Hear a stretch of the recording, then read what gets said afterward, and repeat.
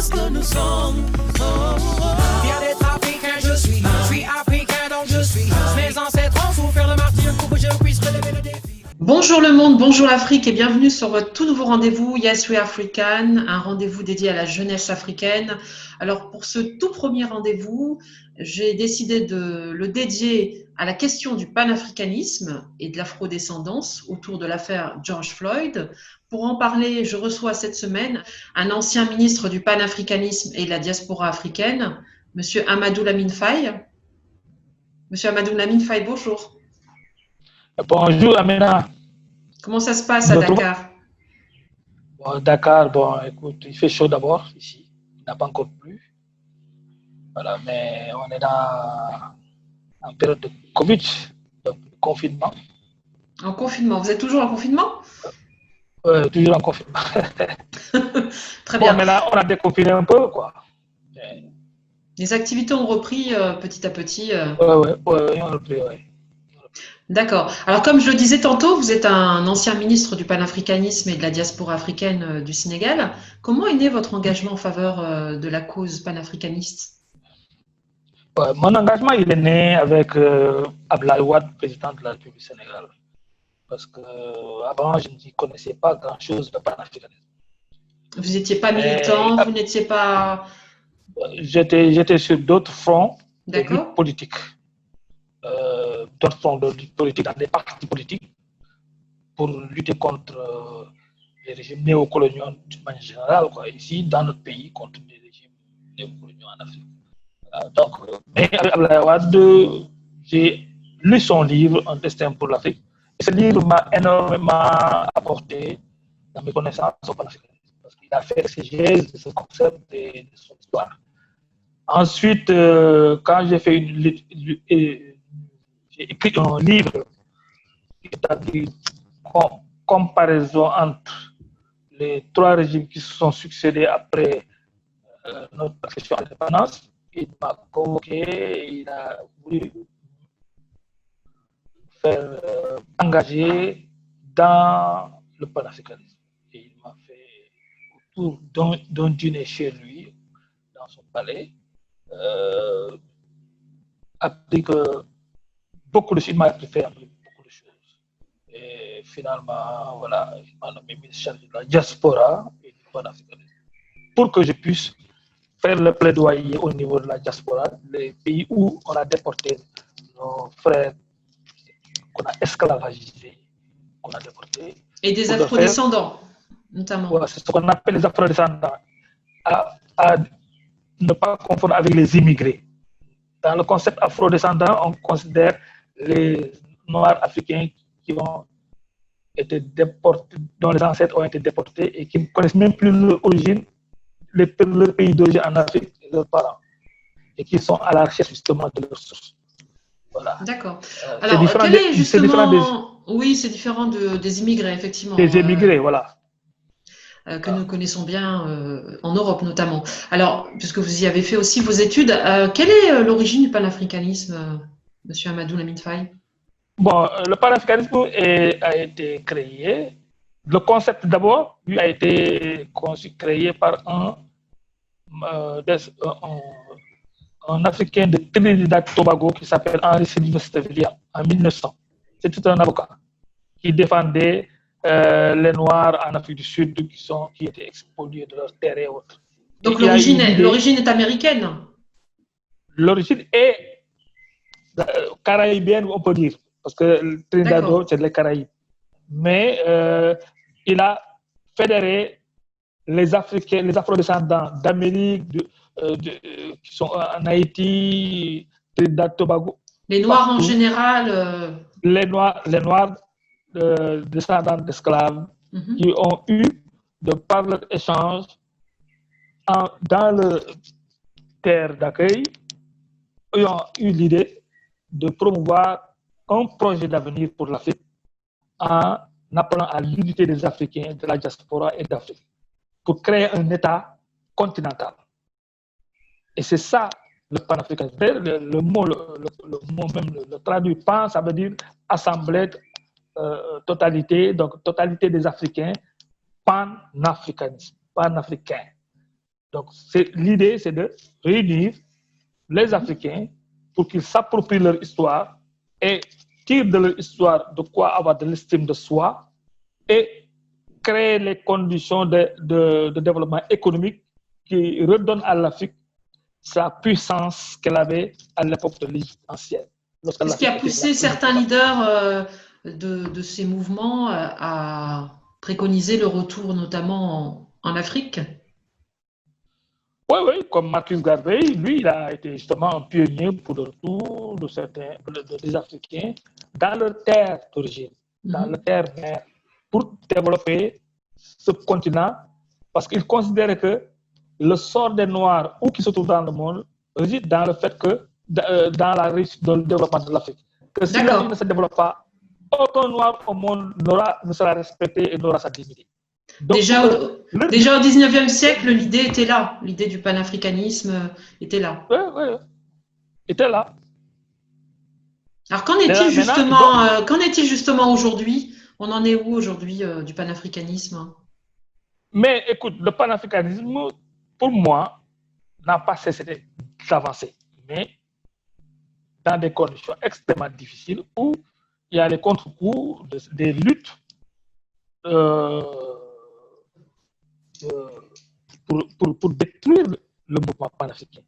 Vous avez vu comment tous les leaders panafricains ont été assassinés ou lorsqu'ils sont chefs d'État, on a fait un coup d'État pour les faire partir, comme Kwame Nkrumah. Thomas Sankara. Vous comprenez? Thomas Sankara, voilà, Lumumba. Lumumba a duré 3 mois. Sékou Touré. On l'a tué. Sékou Touré, lui, au moins, il a su se défendre militairement pour protéger son pays, mais il a été ruiné économiquement parce qu'il y a eu un embargo, comme on en a fait aux autres pays, pour donner l'exemple aux autres pays, pour leur montrer que si vous vous détachez, si vous essayez de prendre votre liberté, si vous prenez le panafricanisme, voilà le sort qui vous est réservé. Soit on vous tue ou bien on vous étouffe. Ce qui explique la situation de la Guinée actuellement, enfin son retard. Oui, mais c'est le legs justement de tout cet embargo-là qu'on a fait subir à la Guinée, qui fait qu'aujourd'hui la Guinée est un peu en retard. Mais globalement, l'Afrique a avancé. Parce que quand on a pris l'indépendance, Nkrumah avait prôné l'unité et il a fait créer l'OUA, l'Organisation de l'Afrique noire. Tout le continent, pour avoir le projet de faire un État fédéral qu'il appelle les États-Unis d'Afrique. Mais depuis lors, il y a eu des avancées. On a créé des institutions. D'abord, l'OUA a muté pour devenir l'UA, l'Union africaine. La marque distinctive de l'Union africaine, c'est qu'elle a promu la création d'institutions économiques d'intégration régionale. Et on a divisé l'Afrique en 5 régions. Et Abdoulaye Wade a proposé pour que la diaspora devienne la 6e région. Et a nommé un ministre à ma personne pour faire le plaidoyer auprès des Africains descendants d'esclaves de s'approprier ce poste de 6e région pour être membre de fait du futur gouvernement continental. Voilà la bataille qui a été menée. Et les avancées, c'est quoi? Aujourd'hui, en Afrique de l'Ouest, on a notre assemblée régionale de la CEDEAO. Il y a la CEMAC un peu partout. Dans chaque structure régionale, il y a des institutions d'intégration régionale et on espère qu'avec les développements par région, on pourra finir par avoir l'intégration des 5 régions pour en faire un État fédéral. Vous restez optimiste, donc? Vous restez optimiste? Oui, optimiste parce qu'il n'y a pas d'autre issue qu'un État fédéral pour que l'Afrique devienne libre, que les Africains soient respectés dans le monde. Il n'y a pas d'autre alternative. Donc, mais est-ce que la liberté ne passe pas par une liberté économique d'abord? Oui, mais justement, quand vous avez un État fédéral, vous avez les moyens de créer un développement économique qui vous fait mutualiser toutes les forces africaines. Parce que la situation de départ après les indépendances, c'était la balkanisation. Chaque État se considérait à part comme un État et un Africain qui quittait un pays voisin devient étranger dans un autre pays. Ça, ce n'était pas viable. On n'échangeait pas entre nous, les Africains. Le Sénégal n'échangeait pas. Les échanges économiques entre la Côte d'Ivoire et le Sénégal étaient faibles. Les échanges intra-africains étaient extrêmement faibles. On échangeait beaucoup plus avec la métropole qu'entre nous-mêmes. Alors ça, ce n'est pas quelque chose qui peut créer de la richesse ou développer l'Afrique. Et ça crée la situation qu'on connaît. Les autres pays sont développés, l'Asie un peu partout, et c'est l'Afrique qui est à la tête. Donc la seule solution... Mais comment expliquez-vous justement que les pays anglophones soient beaucoup plus en avance au niveau du décollage économique que la plupart des pays francophones? D'abord, les pays anglophones, ils ont un système colonial, le mode colonial anglais ne passait pas par l'assimilation culturelle. Donc, ce sont des gens qui, très tôt après les indépendances, se sont appuyés sur la culture africaine, qui a stimulé leur créativité et leur innovation pour aller plus vite. Et vous avez vu, Kagame, dès qu'il a abandonné la langue française, c'est l'État aujourd'hui qui sert de modèle à tous les pays africains, qui est allé plus vite que les autres, alors qu'ils ont fait une guerre de génocidaire qui a fait plus d'1 million de morts ou 2 millions. Vous comprenez? Ça veut dire que le mode de colonisation français de la France est extrêmement nocif et constitue un frein. Tous les pays qui sont au bas de l'échelle économique en Afrique, c'est des pays francophones. D'accord. Donc vous êtes d'accord sur l'idée que le système anglophone est beaucoup plus précurseur, beaucoup plus dynamique, plus avant-gardiste que... Ils ont donné plus de... Parce qu'aucune colonisation n'est bonne. Mais parce que tu sais, les Anglais, je parle de système économique. Je parle de système économique. Ils ont une culture de business. Voilà, l'aspiration, ça ne les intéresse pas. Pour eux, c'était comment travailler, exploiter. C'est pourquoi ils ont très tôt supprimé l'esclavage pour privilégier le développement et l'échange avec les pays colonisés esclavagisés. Ils ont battu.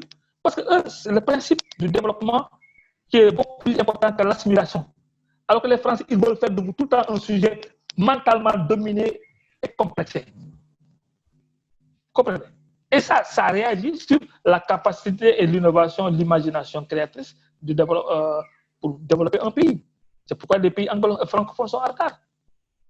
Vous connaissez ici en Afrique de l'Ouest, c'est le Ghana qui est le pays le plus dynamique, le plus développé. Il y a aussi le Nigeria, il y a d'autres pays. Il y a le Nigeria. Non, le Nigeria est la première puissance économique d'Afrique. Première puissance économique. Et ensuite, c'est un État fédéral. Le Nigeria qu'on a à l'écran ici, avec la capitale que l'on connaît tous, Lagos. Voilà. Alors, le Nigeria aujourd'hui est le leader économique que les Français ne veulent pas avoir en Afrique de l'Ouest parce que ça leur fait perdre leur influence. C'est pourquoi il y a ce débat sur l'écho de la CEDEAO, l'écho de la CEDEAO et l'écho de l'UMOA. Comprenez? L'UMOA est dominé par les pays francophones. Sénégal, Côte d'Ivoire avec Ouattara. Comprenez? Mais le Ghana a sa monnaie, le Nigeria a sa naira qui est devenu, avec la puissance économique du Nigeria et du Ghana, on a eu un écho qui va faire complètement perdre à la France son influence dans notre zone économique. Mais maintenant, pour briser cet élan d'un écho CEDEAO, ils ont amené Ouattara à accepter un écho de l'UEMOA, qui n'est pas accepté par le Ghana et le Nigeria. Et sans le Ghana, les deux puissances économiques qui ont leur propre monnaie, mais l'Afrique de l'Ouest risque d'être divisée et ne plus avancer dans cette dynamique fédérale ouest-africaine et puis finalement continentale. Mais nous allons nous battre contre. Monsieur Faye, je voudrais qu'on évoque l'affaire George Floyd. Alors, vous avez suivi, comme tout le monde, sur les réseaux sociaux, notamment l'affaire George Floyd. Quel est votre avis sur le sujet? Voilà, justement, le sujet George Floyd révèle à quel point la lutte pour la promotion et la dignité de l'homme avance. Vous avez vu qu'aux États-Unis, la plupart des manifestants étaient des blancs. Parce que l'humanité entière veut sortir de la barbarie qui remonte depuis l'époque esclavagiste. Vous comprenez? Et cette mort-là, cette manifestation contre cet assassinat en direct de George Floyd a montré qu'il y a une nouvelle conscience qui est influencée par les luttes panafricaines qui ont montré que l'homme noir, n'est-ce pas, est issu d'un continent qui est le berceau de l'humanité, qui est à l'origine des civilisations, et qu'il n'y a qu'une seule espèce humaine, il n'y a pas de race. La couleur et la morphologie différenciées entre les personnes sont le résultat d'une adaptation dans des zones géographiques, climatologiques différentes. Mais ça ne met pas en cause l'unité de l'espèce humaine. Et maintenant, avec les réseaux sociaux, les gens accèdent à ces connaissances. Et finalement, ils veulent sortir de ce carcan de manipulation raciste qui veulent toujours maintenir le statu quo de la domination blanche sur les autres races. Pas la race noire, mais sur les autres races qui ne sont pas blanches. Mais aujourd'hui, George Floyd, la mort de George Floyd et les manifestations qui se sont... qu'on a vu un peu partout dans le monde. Hein. Il y a eu des manifestations un peu partout dans le monde, notamment dans les pays anglophones africains, au Kenya, en Afrique du Sud, au Rwanda. Non, tous les autres pays anglophones ont manifesté. C'est les pays francophones qui sont encore sous la coupe de la France qui ont le complexe d'une certaine manière de s'exprimer. Alors justement, j'y viens. Comment expliquez-vous ce silence? C'est vrai qu'il y a eu très peu de voix qui se sont élevées contre ce crime ignoble. Comment expliquez-vous le silence de certains pays africains? Bon, il y a eu la condamnation de l'Union africaine, évidemment, et puis de certains présidents. Il y a que les pays. Les anciens présidents africains et le président ghanéen, et puis des voix ici et là, notamment au Sénégal. Mais globalement, il y a eu très peu de chefs d'État qui se sont prononcés sur les pays anglophones cette affaire. Ont manifesté, les pays anglophones ont manifesté, ont exprimé officiellement leur protestation. C'est les pays francophones seulement qui sont sous la coupe de la France qui ne l'ont pas fait. Ils ont préféré manifester pour, comment ça s'appelle, Charlie Hebdo, aller en France, alors qu'ils ne manifestent même pas quand on tue des Maliens. A fortiori quand on tue un Africain qui est en Amérique. Mais ça, nous, il nous faut sortir, il nous faut imposer, n'est-ce pas, à la tête des pays africains, des panafricanistes. Parce qu'il n'y a que les panafricanistes qui peuvent ressentir, n'est-ce pas, l'atteinte à la dignité des Noirs dans cette affaire-là. Mais quand on n'a pas la fibre panafricaniste, on ne sent pas ça. Comprenez? Donc, voilà, c'est pourquoi il y a eu des manifestations différentes. Mais les pays anglophones sont beaucoup plus proches d'une conscience panafricaine que les pays francophones. Alors, le paradoxe est que c'est dans les pays francophones comme le Sénégal où il y a les plus grands leaders panafricains. Vous ne trouverez pas dans un pays africain où un chef d'État a construit autant de lieux de mémoire de la résistance et de la renaissance africaine qu'Abdoulaye Wade. C'est au Sénégal seulement que ça existe. Parce qu'ici, il y a le monument de la Renaissance africaine, la plaque du souverain africain, les musées de civilisation noire, etc. Si on est à Gorée, vous ne trouverez pas tout un aussi grand nombre de lieux de mémoire concentrés dans un pays. C'est au Sénégal. Et il s'ajoute que vous avez Cheikh Anta Diop, qui est le savant noir, qui a pu déconstruire les falsifications de l'histoire africaine et a restitué la vérité historique sur l'origine nègre de la civilisation égyptienne. On y reviendra tout à l'heure. J'aimerais avoir votre avis sur un autre point. Alors, vous êtes un panafricaniste et aussi un fervent défenseur de la cause de Marcus Garvey, qui prônait le retour en Afrique des afrodescendants. Est-ce que vous pensez que la question est beaucoup plus d'actualité aujourd'hui qu'hier? Non, elle est plus d'actualité qu'hier, parce qu'hier, il n'y avait pas les moyens de communication qui existent aujourd'hui.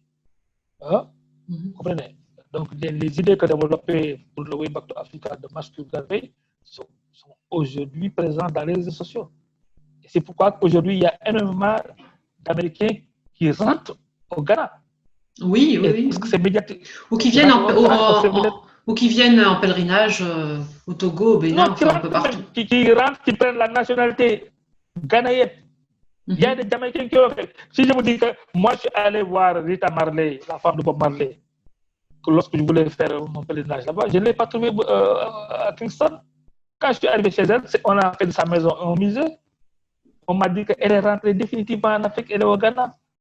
Du Bois, qui fait partie des pères fondateurs du panafricanisme, est allé au Ghana et est mort au Ghana. Elle est enterrée au Ghana. La femme de Bob Kuma. Marley vit au Ghana aujourd'hui. La femme, non, il est venu au Ghana. Elle n'habite plus. Depuis des années. Elle est ghanéenne. Du Bois, fondateur du panafricanisme, est mort ghanéen. Donc, ils ont suivi donc, les idées de Marcus Garvey. Comprenez? Donc, au Kenya aussi, il y en a beaucoup qui rentrent. Donc, d'après vous, la cause de Marcus Garvey est beaucoup plus d'actualité aujourd'hui qu'hier. Elle a beaucoup plus de répercussions aujourd'hui qu'hier. Parce que beaucoup d'Africains, ils peuvent apporter beaucoup en Afrique. Ensuite, ils règlent un problème de rêve d'enfance. Parce que retourner à la mère patrie, retourner à la terre de ses enfants, c'est un rêve de tout noir qui a été développé. Et ce manque à être africain, ce manque à avoir l'Afrique, il est présent dans chaque mémoire de l'Africain, de la diaspora. Et pour peu qu'ils aient les moyens, ils vont rentrer. Et nous leur demandons de venir aussi appuyer le développement de l'Afrique. Parce que là-bas où ils ont été, ils ont peut-être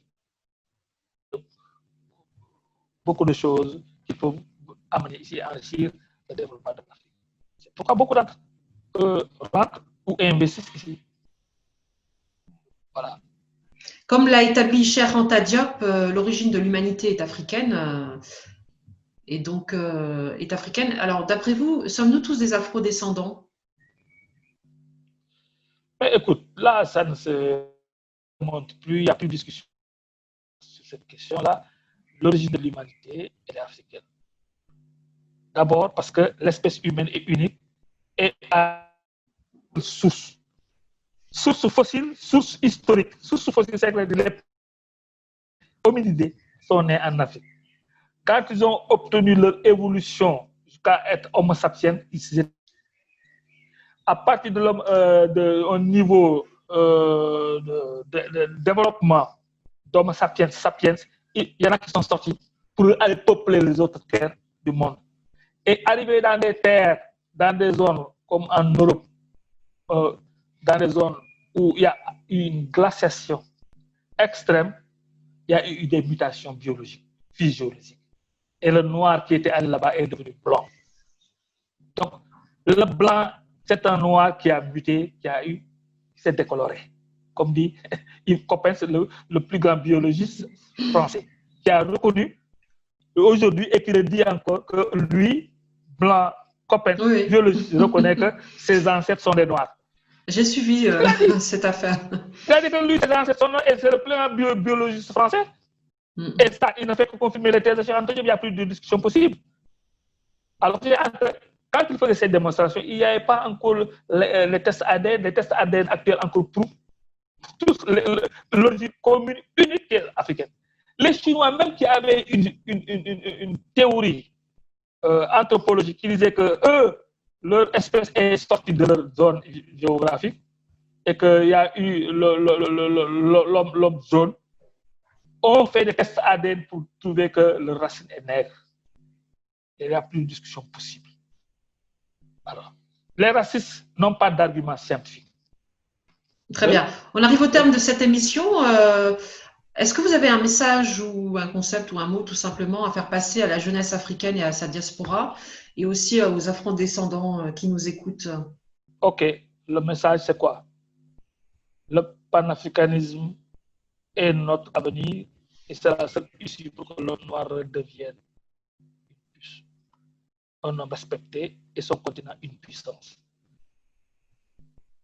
Slogan ou je ne sais pas, concept, c'est l'afro-conscience et non l'afro-insolence. Nous n'avons pas besoin d'être insolents, de se mettre dans des guerres, de querelles, n'est-ce pas, inutile.